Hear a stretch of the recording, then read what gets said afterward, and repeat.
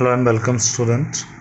सो बेटा आज की क्लास में हम अपने जो हमारी बुक दूसरी है मतलब पार्ट बी वाला है, तो उस पार्ट बी में से बेटा हम एक चैप्टर स्टार्ट करने जा रहे हैं, चैप्टर नंबर 7। जो चैप्टर का नाम है बेटा that is issue of shares, accounting for shares capital. तो बेटा अब हम बात करें किसके बारे में, अकाउंटिंग फॉर कंपनी के बारे में। तो आप देखिए, आपने एक वर्ड सुना था प्रोप्राइटर, या फिर जिसे हम क्या बोलते हैं बेटा, ओनर होता था। प्रोप्राइटर था हमारा सिंगल पर्सन, जो कि हमने किस में पढ़ा था बेटा, अपनी 11th क्लास में। प्रोप्राइटर का अकाउंट मतलब सोल बिजनेस के बारे में हमने पढ़ा था। उसके बाद जब हम 12th क्लास में आए तो बेटा जिसमें एक से ज़्यादा मेंबर हो गए और उनके बारे में हमने पढ़ा, जिनको हमने बोला पार्टनरशिप अकाउंट। तो अभी तक हम बेटा पार्टनरशिप अकाउंट के बारे में पढ़ रहे थे, लेकिन अब क्या हो गया, अब हमारा ना कंपनी, अब जो हमारा काम है बेटा वो 40-50 आदमियों से नहीं चल रहा है, हमें बहुत सारे आदमी चाहिए। मतलब हमारी जो कंपनी है उसमें बहुत सारे मेंबर्स चाहिए, पैसे लगाने वाले, काम करने वाले। तो अब हमारा बिज़नेस कैसा हो गया, बड़ा हो गया। तो इस बड़े से बिज़नेस को हम कंपनी बोलेंगे, ठीक है। तो इस बड़े से बिज़नेस को हम कंपनी बोलेंगे, जिसमें बहुत सारे मेंबर्स काम करेंगे, बहुत सारे मेंबर्स पैसा लगाएंगे। तो अब इसके बारे में हम आज डिस्कस करने जा रहे हैं कि होती क्या है कंपनी, ठीक है, और क्या क्या फीचर्स होते हैं कंपनी के, वो सारी बातें, मतलब जो आपको जानना ज़रूरी है। तो वो सारी चीज़ें, बाकी तो बेटा आपके बुक्स में सारी चीज़ें गिवन हैं, वहाँ से आप रीड कर सकते हो। तो बेटा सबसे पहले हम बात करेंगे फीचर्स की। तो फीचर्स में पहला पॉइंट है बेटा, जो कि आप 11th क्लास में ऑलरेडी पढ़ चुके हो लेकिन भूल चुके होगे, तो दोबारा एक बार रिवाइज करवा देता हूँ मैं आपको। Separate legal entity. Separate legal entity इसका मतलब क्या है बेटा, अब मान लीजिए ओनर है, जब आप किसी भी तरीके का कोई भी, अगर मान लीजिए किसी बिजनेस के साथ आपका कोई भी इशू हो जाता है, मतलब कोई भी विवाद हो जाता है, तो आप क्या करते हो, यहाँ पे आप ओनर के ऊपर केस कर दोगे, ठीक है, क्योंकि ओनर और जो बिजनेस है सोल में अलग नहीं होता। यही केस यहाँ पे है, ओनर और जो बिजनेस है वो दोनों अलग नहीं है, दोनों ही सेम है। लेकिन कंपनी में बेटा, कंपनी अलग होती है in the eyes of law, और जो ओनर होता है वो अलग होता है। तो डायरेक्टली आप ओनर के ऊपर केस नहीं कर सकते हो। जैसे बेटा अगर मैं विजय माल्या का एग्जांपल दूं, तो जो किंगफिशर उसकी कंपनी थी, तो बेटा जो केस हुए वो सारे के सारे किसके ऊपर हुए, किंगफिशर के ऊपर हुए। तो किंगफिशर बंद हो गई, लेकिन अभी भी बेटा देखो विजय माल्या कहाँ पे है, अभी भी विजय माल्या मतलब बेटा फ्रीली घूम रहा है।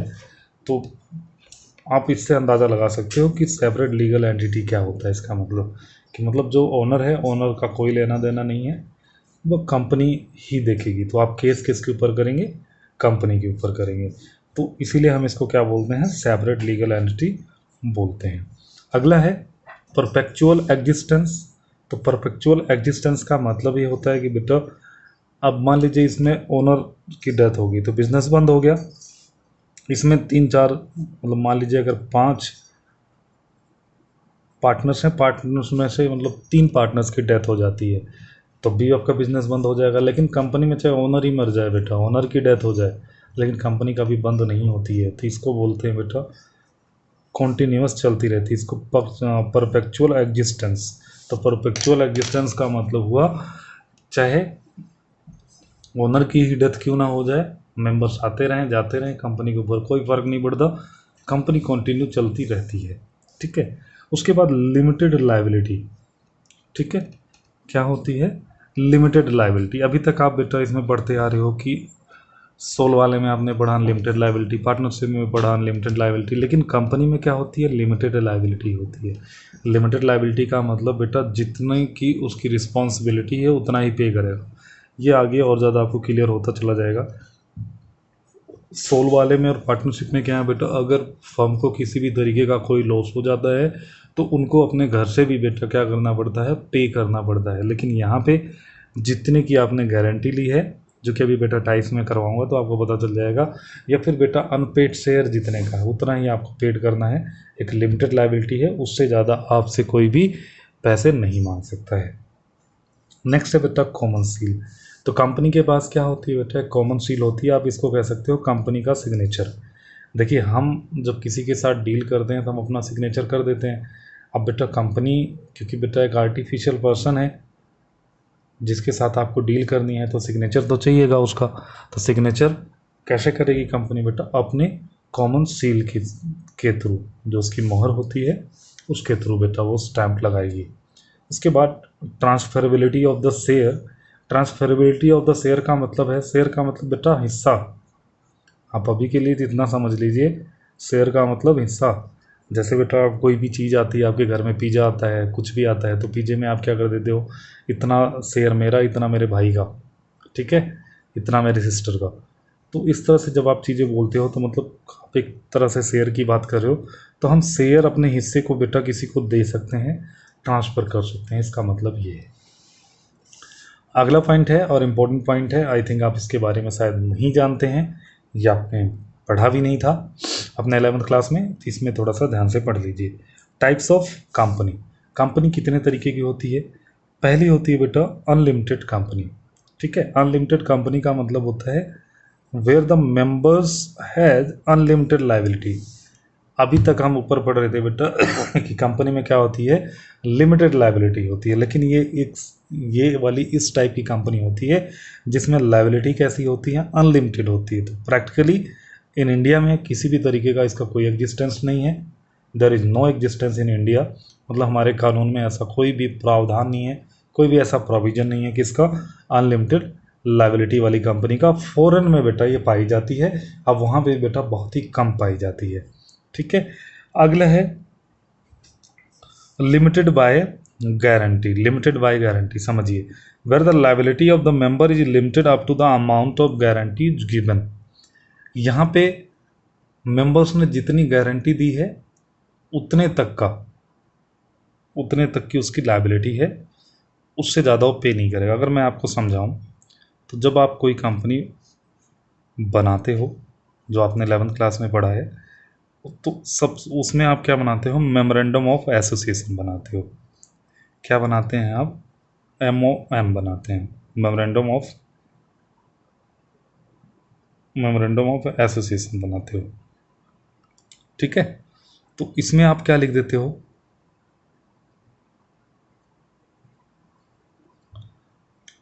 इसमें आप लिख देते हो कि कोई भी पर्सन, मान लीजिए जब आप कंपनी बना रहे हो तो 2 पर्सन, मतलब मान लीजिए 2 पर्सन, 3 पर्सन, 4 पर्सन जितने भी हैं कंपनी जो स्टार्ट कर रहे हैं, आप उनसे क्या कहते हो कि अगर कंपनी बंद हो जाए, मान लीजिए कंपनी ना चले, तो आप कितने पैसे दोगे। तो मान लीजिए किसी पर्सन ने बोला कि मैं तो 10 लाख दूंगा, ठीक है।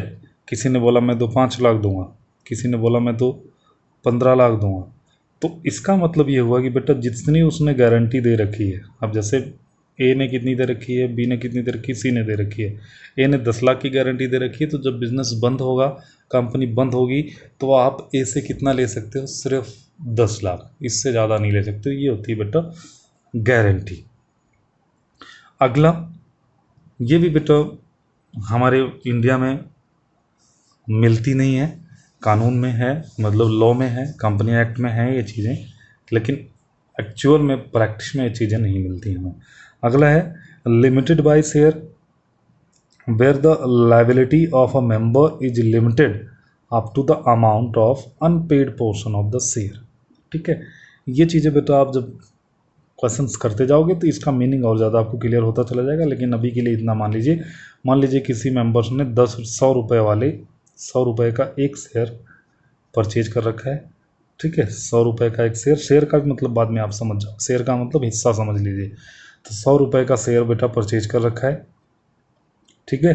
तो 100 रुपये में से बेटा मान लीजिए उसने 80 रुपये तो कंपनी को पेड कर दिए हैं, 20 रुपये अभी अनपेड हैं उसके।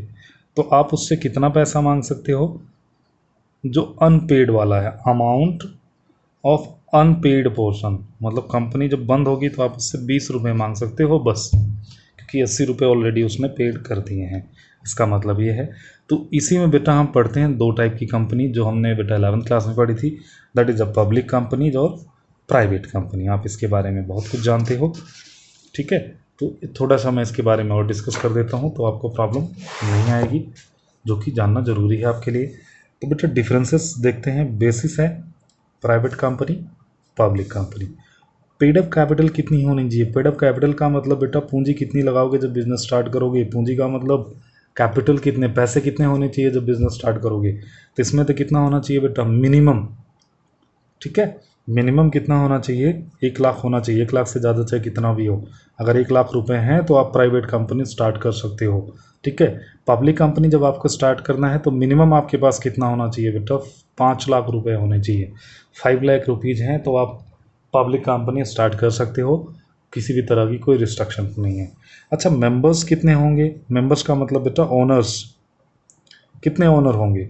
ओनर इसमें बेटा मिनिमम कितने हो सकते हैं, 2 हो सकते हैं। मैक्सिमम कितने होते हैं, 200 हो सकते हैं। इस 200 में थोड़ा सा बेटा क्या है, विवाद है। किस तरह का? इसमें बेटा कई सारी चीज़ें, जब हमारी कंपनी एक्ट 2013 आया था, 2013 वाला, तो उसमें बोल दिया गया था, लिख दिया गया था बेटा कि 200 मेंबर होंगे। लेकिन बाद में फिर उसमें मिसलिनियस प्रोविजंस लॉन्च किए गए थे अमेंडमेंट के थ्रू। इसमें बोला गया था कि बेटा सेबी मानती है कि एक कंपनी में कितने मेंबर होने चाहिए, मैक्सिमम 50 मेंबर होने चाहिए। तो कहीं कहीं बेटा आपको 50 भी लिखा मिलेगा, कहीं आपको 200 मिलेगा। तो वैसे बेटा कंपनी एक्ट में बेटा 200 लिखा हुआ है, ठीक है। तो 50 भी लिखा हो तो वो गलत नहीं है। अगर 50 और 200 लिखा है तो ऑप्शन में आप 200 को टिक करोगे। अगर बेटा 50 और 200 में कोई एक ही गिवन है, मान लीजिए 50 गिवन है, तो 50 को टिक कर दोगे। और यहाँ पे बेटा मिनिमम जो आपके ओनर हैं, मालिक हैं, कितने हो सकते हैं, 7। मैक्सिमम कितने हो सकते हैं, कितने भी, करोड़ों हो जाए कोई फ़र्क नहीं पड़ता। डायरेक्टर्स मतलब जो कर्मचारी होंगे, काम करने वाले, जो कंपनी को चलाएंगे, वो कितने होने चाहिए बेटा, मिनिमम प्राइवेट कंपनी में 2 होने चाहिए और पब्लिक कंपनी मिनिमम 3 मेंबर्स होने चाहिए। Transferability of the share. Transferability of the share का मतलब क्या है कि आप अपने हिस्से को ट्रांसफ़र कर सकते हो या नहीं कर सकते हो। तो यहाँ पे मैंने लिखा हुआ है बेटा रिस्ट्रिक्टेड, ठीक है। तो रिस्ट्रिक्टेड होता है कि इसमें प्राइवेट कंपनी में, रिस्ट्रिक्टेड वर्ड का मतलब होता है बेटा आप कर तो सकते हो लेकिन बहुत ही प्रॉब्लम है इसको करने में, बहुत सारे आपको प्रोविजंस फॉलो करने पड़ेंगे, बहुत सारे स्टेप्स फॉलो करने पड़ेंगे। तो इस तरह बेटा रिस्ट्रिक्टेड है, आप कर नहीं सकते हो, आपको बहुत सारी परमिशन लेनी पड़ेगी। ऐसा नहीं है कि नहीं कर सकते हो, लेकिन रिस्ट्रिक्टेड है। उसके बाद जो पब्लिक कंपनी होती है वहाँ पे क्या होता है बेटा, फ्रीली ट्रांसफरेबल होता है। जो शेयर होता है वो कैसा होता है, फ्रीली ट्रांसफरेबल। आप आराम से क्या कर सकते हो, ट्रांसफ़र कर सकते हो without any permission and all. अब उसके बाद बेटा जब कंपनी एक्ट हमारा 2013 आया, तो कंपनी एक्ट 2013 ने एक कंपनी एक्ट 2013 में एक नया प्रोविज़न आया किसका बेटा, 1 पर्सन कंपनी का। तो 1 पर्सन कंपनी का मतलब है, अभी तक तो आपने देखा यहाँ पे कि बेटा मिनिमम 2 मेंबर होना चाहिए, पब्लिक के लिए मिनिमम 7 मेंबर होना चाहिए। अब गवर्नमेंट ने ये कहा कि अगर किसी के पास पैसे हैं और वो अकेला कंपनी बनाना चाहता है तो वो बना सकता है। तो इसमें कुछ इसके पॉइंट्स पढ़ेंगे तो समझ आ जाएगा। Only 1 member can form a company. केवल सिंगल मेंबर क्या कर सकता है, कंपनी बना सकता है। पेड अप कैपिटल कितनी होनी चाहिए बेटा उसकी, 1 लाख। इसका मतलब उसके पास अमाउंट कितना होनी चाहिए, पूंजी कितनी होनी चाहिए, जब वो बिज़नेस स्टार्ट करेगा तो उसके पास पैसे कितने होने चाहिए, 1 लाख होने चाहिए। डायरेक्टर कितने होने चाहिए बेटा, 1 डायरेक्टर होना चाहिए। मिनिमम कितना, 1 डायरेक्टर। मैक्सिमम कितना डायरेक्टर रख सकता है बेटा, वो 15 डायरेक्टर रख सकता है, ठीक है। मैक्सिमम कितना रख सकता है, 15 डायरेक्टर रख सकता है। और वो क्या कर सकता है बेटा, it can use the word OPC। वो क्या करेगा, OPC वर्ड यूज करेगा 1 पर्सन कंपनी का, ठीक है। तो 1 पर्सन कंपनी। और इसमें भी बेटा आपकी लायबिलिटी क्या होती है, लिमिटेड होती है। इसमें भी लायबिलिटी आपकी क्या होगी, लिमिटेड लायबिलिटी होगी, ठीक है। तो ये बेटा कुछ थ्योरेटिकल बातें थी इस चैप्टर के बारे में। अब कल से बेटा जब अपनी नेक्स्ट क्लास होगी तो उसमें बेटा इसके प्रैक्टिकली एस्पेक्ट को समझने की कोशिश करेंगे और इस चैप्टर को बेटा 15 से 20 दिन में ख़त्म करेंगे। बहुत ही लेंदी चैप्टर है और बहुत ही इंपॉर्टेंट है आपके लिए। आपके एग्ज़ाम में बहुत सारे मार्क्स को ये बेटा कवर करता है। आप ये मान के चलिए कि आप इसमें से 12 से 13 नंबर बेटा आपके फिक्स होते हैं। So thank you for watching the video.